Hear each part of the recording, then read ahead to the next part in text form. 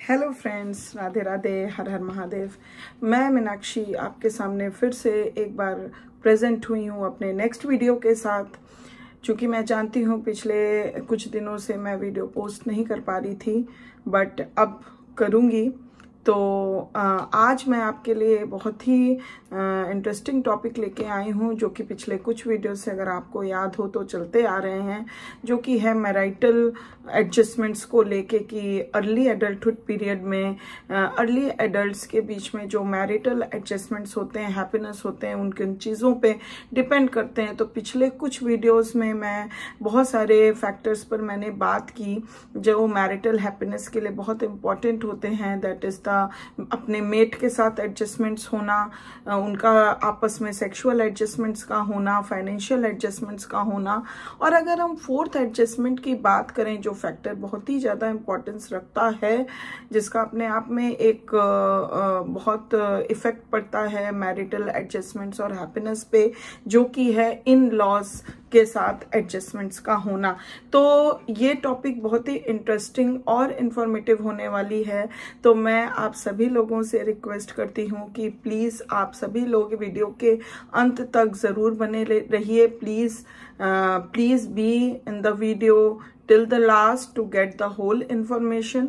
और आगे बढ़ने से पहले एक चीज़ और, अगर अभी तक चैनल को सब्सक्राइब नहीं किया है तो प्लीज़ करिए, क्योंकि आपको बहुत सारी अनगिनत इंटरेस्टिंग इंफॉर्मेटिव वीडियोस मिलती रहेंगी। और पिछली भी कुछ वीडियोस जो हुई हैं आपको आसानी से मिलेंगी, और आगे आने वाली वीडियोस भी आपको आसानी से उसका नोटिफिकेशन आपको मिलता रहेगा। तो प्लीज़ सब्सक्राइब नहीं किया या फिर न्यू व्यूअर हैं आप मेरे चैनल पे, तो प्लीज़ सब्सक्राइब इट। और अब इसी के साथ मैं वीडियो को आगे बढ़ाती हूँ। तो जब हम इन लॉज के साथ एडजस्टमेंट्स की बात करते हैं तो इसको हम देख सकते हैं कि it is the fourth major adjustment problem in marriage to the with the in laws. तो ये एक तरह से हम एक प्रॉब्लम के रूप में भी इसको देख सकते हैं कि adjustment with the in laws creates a very much problem in the young couples in the early adulthood period, जो कि उनके marital happiness को affect करता है। With marriage every adult acquires a whole new set of relatives। तो जैसा कि हम जानते हैं जब शादी होती है तो हमको न्यू सेट ऑफ रिलेटिव्स और पीपल के साथ जो है कहीं ना कहीं एक्वाइंटेड होना पड़ता है, एक्वायर करना पड़ता है, हो जाते हैं हम। तो हमें उनके साथ कुछ एडजस्टमेंट्स करने पड़ते हैं। जैसा कि हम सबसे इंपॉर्टेंट पर्सन अगर हम रिलेशन में देखें तो that is the in laws हो जाते हैं। There are people of different ages ranging from babies to the elderly. बहुत सारे ऐसे लोगों के साथ हमको एक्वायर करना पड़ता है, न्यू सेट ऑफ रिलेटिव्स हमें मिल जाते हैं आफ्टर मैरिज, जो कि डिफरेंट एज ग्रुप्स के होते हैं। एक बेबी से लेकर एल्डरली पीपल तक हमें उनका सामना करना पड़ता है, who often have different interest and values and sometimes markedly different educational, cultural and social backgrounds। तो देखा जाए तो इन सभी डिफरेंट जो सेट ऑफ पीपल का हमें सामना करना पड़ता है, इनकी वैल्यूज, इनके इंटरेस्ट टोटली हम कह सकते हैं हमारे साथ डिफरेंट होते हैं। यहाँ तक कि हम देख सकते हैं उनका एजुकेशन, कल्चरल बैकग्राउंड्स, ये सब कुछ हम देख सकते हैं वो हमसे काफी अलग हो सकता है और होता भी है। But both husbands and wifes must learn to adjust to their in-laws if they are to avoid frictional relationships with their spouses। but यहाँ पे क्या है, आफ्टर मैरिज हमको मतलब हम कह सकते हैं बोथ हस्बैंड और वाइफ को लर्न करना पड़ सकता है कि कैसे वो अपने इन-लॉज के साथ भी एडजस्टमेंट्स करें, जिससे कि उनके आपस में स्पाउसेस के बीच में कोई भी तरह की फ्रिक्शनल रिलेशनशिप डेवलप ना हो सके या फ्रिक्शंस ना आ सकें। तो इसको बचाने के लिए इन-लॉज के साथ भी हमें मतलब एडजस्टमेंट्स करने पड़ सकते हैं, खास करके शुरुआती दिनों में। It is not at all uncommon, particularly when the married couple is young and inexperienced, for the in-laws to try to exert some control over their lives। तो ये अनकॉमनली नहीं है, मतलब बहुत कॉमनली हम देख सकते हैं, पर्टिकुलरली वो मैरिड कपल की जो कि बहुत यंग है और खास करके इनएक्सपीरियंस्ड है। तो जो मतलब इन-लॉज वगैरह को हैंडल करने के लिए या अर्ली मैरिज हो जाती है तो वहाँ पे क्या होता है, उनके ऊपर इन-लॉज जो हैं कुछ ज़्यादा ही कंट्रोल एक्सर्ट करते हैं, उनको कंट्रोल में रखते हैं, specially if they are partially or totally responsible for their support. और खास करके तब इन लॉज ज़्यादा ही कंट्रोल करते हैं जब कोई भी अर्ली कपल जो होता है वो पार्शियली या टोटली उनके ऊपर सपोर्ट के लिए डिपेंड होता है। तो वहाँ पे हम देख सकते हैं कि इन लॉज जो होते हैं वो अपना कंट्रोल एक्सर्ट करते हैं ऐसे कपल्स के ऊपर। व्हेन बाय कंट्रास्ट, लेकिन अगर इसी के कंट्रास्ट की हम बात करें तो the couple is older, more experienced and better established financially, in law interference with their lives is less likely to occur. लेकिन वहीं पे देखा जाता है इसके कंट्रास्ट में कि जो कपल थोड़े से ओल्डर एज में उनकी मैरिज होती है और वो काफी एक्सपीरियंस्ड होते हैं, यहाँ तक कि वो फाइनेंशियली इंडिपेंडेंट होते हैं, एस्टैब्लिश्ड होते हैं, तो उस केस में क्या होता है, इन लॉ का उनके जीवन पे जो इंटरफेरेंस है वो बहुत ही कम देखने को मिलता है। इन लॉ ज्यादा इंटरफेरेंस नहीं कर सकते हैं, नहीं करते हैं। In-law adjustments have been made more difficult by a number of factors। तो हम यहाँ पे देख सकते हैं कि जो इन लॉ का एडजस्टमेंट होता है वो और भी ज़्यादा डिफिकल्ट हो जाता है कुछ फैक्टर्स के वजह से। मतलब कुछ ऐसे फैक्टर्स हैं जो इन लॉ एडजस्टमेंट्स को जो है और भी ज़्यादा डिफिकल्ट बना देते हैं अर्ली एडल्टहुड पीरियड में। तो ये जो फैक्टर्स हैं जो इन लॉ एडजस्टमेंट्स को इन्फ्लुएंस करते हैं ये मैं अपने अगले वीडियो में लेके आऊंगी। तो इसीलिए मैं बोल रही हूँ कि आपने अगर अभी चैनल को सब्सक्राइब नहीं किया है तो प्लीज जल्दी से करिए, जिससे आगे आने वाली हर वीडियो का आपको लाभ मिल सके। तो चलिए, लेकिन इसी में हम और आगे बढ़ते हैं। तो जहाँ तक हम देख सकते हैं कि बहुत सारे जो फैक्टर्स हैं वो इन्फ्लुएंस करते हैं, डिफिकल्ट बना देते हैं इन लॉ के साथ एडजस्टमेंट करने को। तो and which the members of past generation for the most part were not forced to cope with. तो पास्ट जनरेशन के जो भी मेंबर्स होते हैं खास करके और मोस्ट पार्ट में देखा जाता है कि जो not forced to cope up with, तो ऐसे स्थिति में क्या होता है कि उनका अपने लॉस के साथ एडजस्टमेंट कर पाना और भी ज्यादा डिफिकल्ट हो जाता है। In law trouble is specially serious during early year of marriage and is one of the most important causes of marital breakup during the first year.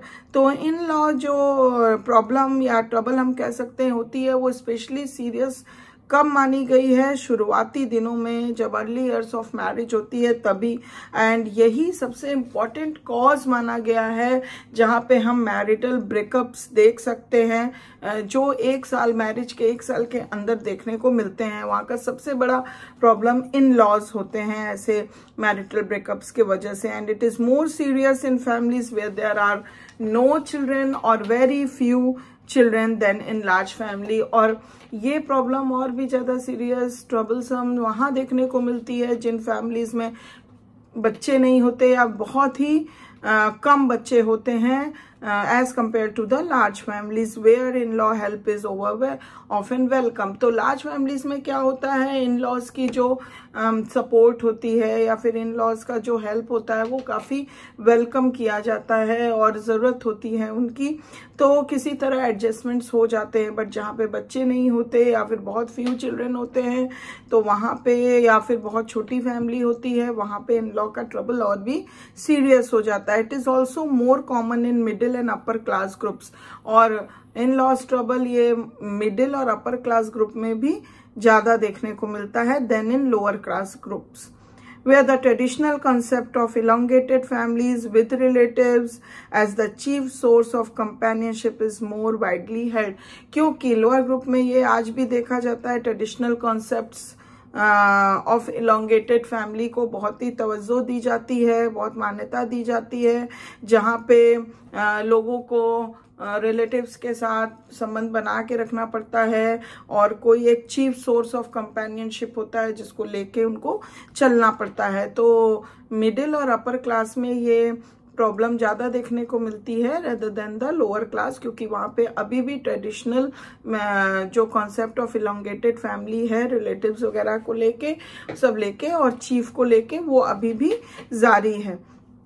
Certain factors have been found to contribute to good in law adjustments, लेकिन कुछ ऐसे भी factors हैं जो पाए गए हैं कि जैसे जहाँ पे गुड इन लॉ एडजस्टमेंट्स को बनाया जा सके। जैसे कि अगर हम देखें तो these include approval of the marriage by the parents of both spouses. जब कोई भी मैरिज दोनों हस्बैंड और वाइफ जो भी कपल है उनके बोथ कपल के मतलब दोनों फैमिली, लड़के पक्ष की और लड़की पक्ष के दोनों फैमिली के पेरेंट्स का अगर अप्रूवल होता है शादी को लेके, तो वहाँ पे इन लॉज गुड एडजस्टमेंट्स होते हैं, हाँ, पाए जाते हैं। And opportunities for the parents to meet and become acquainted before the marriage. अगर ऐसे समय में जब मैरिज हो रही है उस कपल के साथ पेरेंट्स का पहले से एक्वेंटेशन हो या फिर वो पहले से मिले हों और जानते रहे हों, तो ऐसे केस में भी मतलब हम गुड एडजस्टमेंट्स की उम्मीद रख सकते हैं। या फिर and friendliness on the part of both families when they meet, और वो एक दोस्ती वाला माहौल हो जब दोनों की फैमिली कपल या स्पाउसेस की दोनों फैमिली में बहुत ज्यादा फ्रेंडलीनेस हो, तो इस तरह के जब भी वो मिले तो इस तरह के माहौल में गुड एडजस्टमेंट्स की उम्मीद रखी जा सकती है इन लॉज के साथ। In law problems are also eased if the marriage is between persons of the same religion, if the couple has taken a course in marriage. तो और भी ऐसे कुछ मतलब कंडीशंस हैं जहाँ पे इन लॉज जो ट्रबल है या प्रॉब्लम्स हैं उसको हम थोड़ा आसान कर सकते हैं, जो कि कम कर सकते हैं, हम कह सकते हैं। वो तब होता है जबकि अगर शादी एक सेम रिलीजन में हुई हो या फिर कपल जो है किसी प्रकार का कोई कोर्स लिया हो related to marriage, specially wife के लिए ज़्यादा फोर्स किया गया है। If relationship between the grand parents and grand children are good, अगर देखा गया है कि ग्रैंड पेरेंट्स और ग्रैंड चिल्ड्रन का रिलेशनशिप अच्छा है, तो if the in laws have similar patterns of social activities, अगर फिर इन लॉज की जो सोशल एक्टिविटीज हैं वो उनके ग्रैंड पेरेंट्स के ऑलमोस्ट सिमिलर होती हैं, तो वहां पे जो है थोड़ा सा एडजस्टमेंट इजी हो जाता है। if the in-laws as well as the young couple are happily married, अगर in-laws भी happily married है और young couple भी happily married है तो भी बहुत easy हो जाता है अच्छा एडजस्टमेंट होना। And if a husband and wife accept each other's family as their own, और सबसे महत्वपूर्ण बात, जब हस्बैंड और वाइफ दोनों एक दूसरे की जो फैमिलीज हैं उसको अपनी फैमिली के तरह मान लेते हैं, तो भी यहाँ पे प्रॉब्लम थोड़ी कम हो जाती है, आसान हो जाता है एडजस्टमेंट का होना। तो सबसे मूलभूत अगर हम बात करें, मूलपूर्ण बात, तो वो ये है कि ओवरऑल एडजस्टमेंट्स अगर इन लॉज के साथ करना है तो सबसे पहले मेरा तो ये कहना है कि कपल का आपसी ट्रस्ट एंड आपसी जो एक हम कहते हैं रिलेशनशिप बॉन्ड, वो काफ़ी मजबूत होना चाहिए। और फैमिली में ऐसा स्ट्रक्चर होना चाहिए जहाँ पे एक दूसरे के ऊपर रूलिंग ना हो, किसी तरह का फोर्सिंग ना हो। अगर आप अपने बच्चों के साथ जैसा बिहेव कर रहे हैं, अगर न्यू कमर कोई है आपके घर में, अगर हम वाइफ को ले लें, अगर फीमेल को ले लें, अगर वो आती है बहू बन के, तो आपकी डॉटर इन लॉ बन के, तो इन लॉज को भी चाहिए कि उसको फुल्ली एक्सेप्ट करें और उसको मतलब अपनी एज अ डॉटर की तरह माने, और कोशिश यही करें कि जैसे आप अपने बच्चों के साथ ट्रीट करें वैसे आप डॉटर इन लॉ को भी ट्रीट करें, तो मेरे समझ से परेशानियां थोड़ी कम हो सकती हैं। और हस्बैंड को भी चाहिए कि वो अपनी वाइफ की फैमिली को भी काफ़ी मतलब वो अगर अपनी फैमिली के लिए चाहता है वो रिस्पेक्ट, तो वही रिस्पेक्ट और लव अफेक्शन और वही सिक्योरिटी वो अपनी वाइफ की भी फैमिली को दे।